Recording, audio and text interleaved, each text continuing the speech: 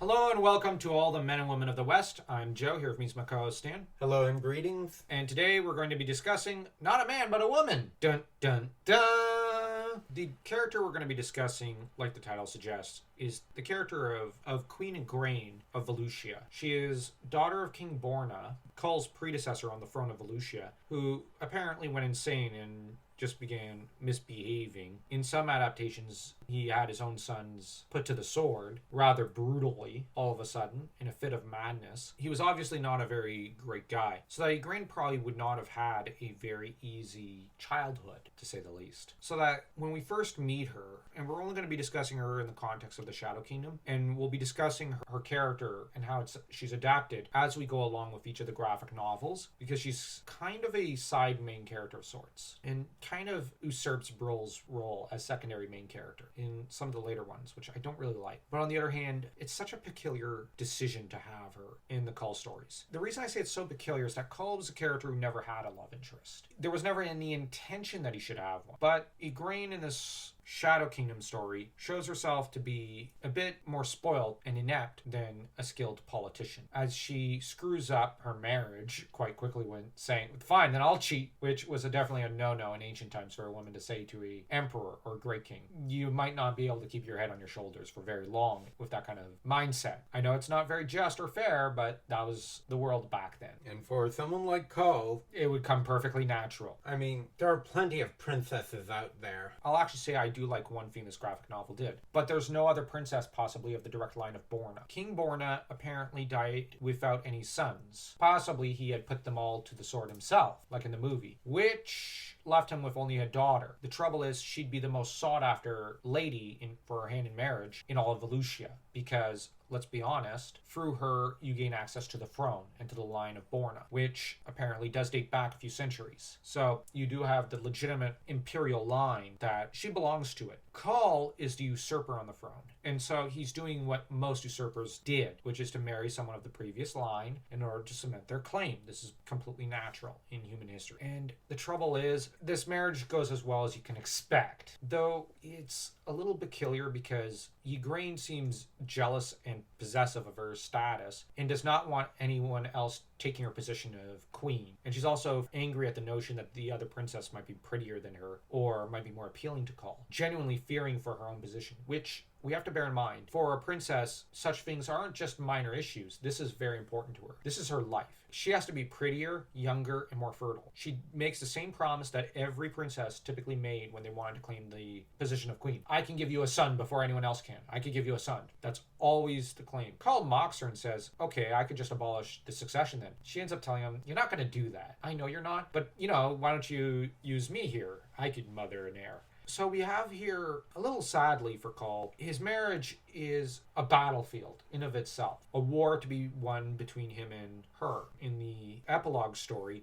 after she goes off horseback riding and comes back, we see that the two have apparently made a bit more peace. She worries about him a little. He ends up pretty much calling upon her aid, saying, I don't really like civilized stuff or banquets and whatnot, so I'm going to need you. In turn, at the banquet, she's recognized as queen. Now, previously, she was just recognized as the wife of Kull, so obviously Kull probably made the decision to, in between, finally give her the job she wants. That is to say, to crown her Queen of Valusia, which this is not the peak of her ambitions, though. Obviously, her ambitions would be to mother a son, because a son would guarantee her place. It would mean safety and security, because Kull can't just throw her away. Well, he could if he found another pretty young bride and fathered another son and decided to favor a second son. He could. But Kull doesn't seem like he wants the trouble. It seems like it's harder for him to care for people, outside of maybe Brill and Conan. And I think he needed someone who knew a bit more on how Valusian nobility functioned. But the trouble is that Igraine is very bad at buying time. Remember, she inadvertently ended up causing swords to be drawn within the feast hall. That's a bit of a mistake. Yeah. She's not the best at politics. She's very naive. It's very evident that she's pretty young. Kull's probably in his 30s. She's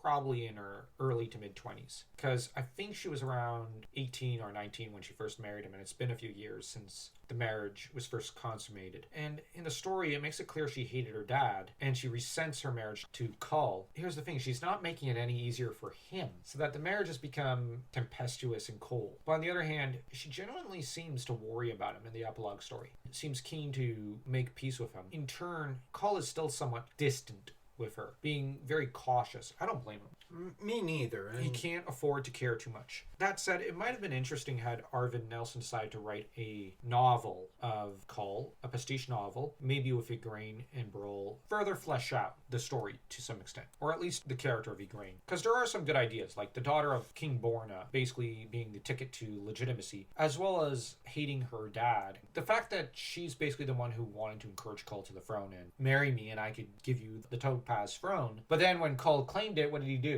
He became his own man and said, "Sorry, hun, I'm king by my own axe, not thanks to you." On the other hand, Kull is keen to keep her happy and content, if only because he doesn't want her running off and fomenting rebellion against him. But there does seem to be a tentative personal side to the relationship, at least in Shadow Kingdom, so that you're left kind of going, okay, do they care about each other or is it mere convenience? You kind of get the sense of Henri Dur and Ayanal d'Aquitaine type of relationship between the two. It could boil over and blow up at any moment. But Kull needs to trust someone other than Brol. No, he only needs his bro. Bros before... Yeah, I'm not allowed to finish that sentence because of YouTube. But Igraine, it's very clear, wants to cement her position. She's very fearful of what might happen should another woman tempt Kull. So we see her in her chambers dressed in very skimpy clothing, probably trying to tempt Kull. Kull, on the other hand, seems a little apprehensive about letting her too close. The two of them just have very little trust in each other and a lot of fear. But on the other hand, we'll see where the relationship goes because she's a pure graphic novel character and she is pretty interesting. But mostly I like the implications with King Borna, that it further complicates the family picture of King Borna and it fleshes out King Borna. I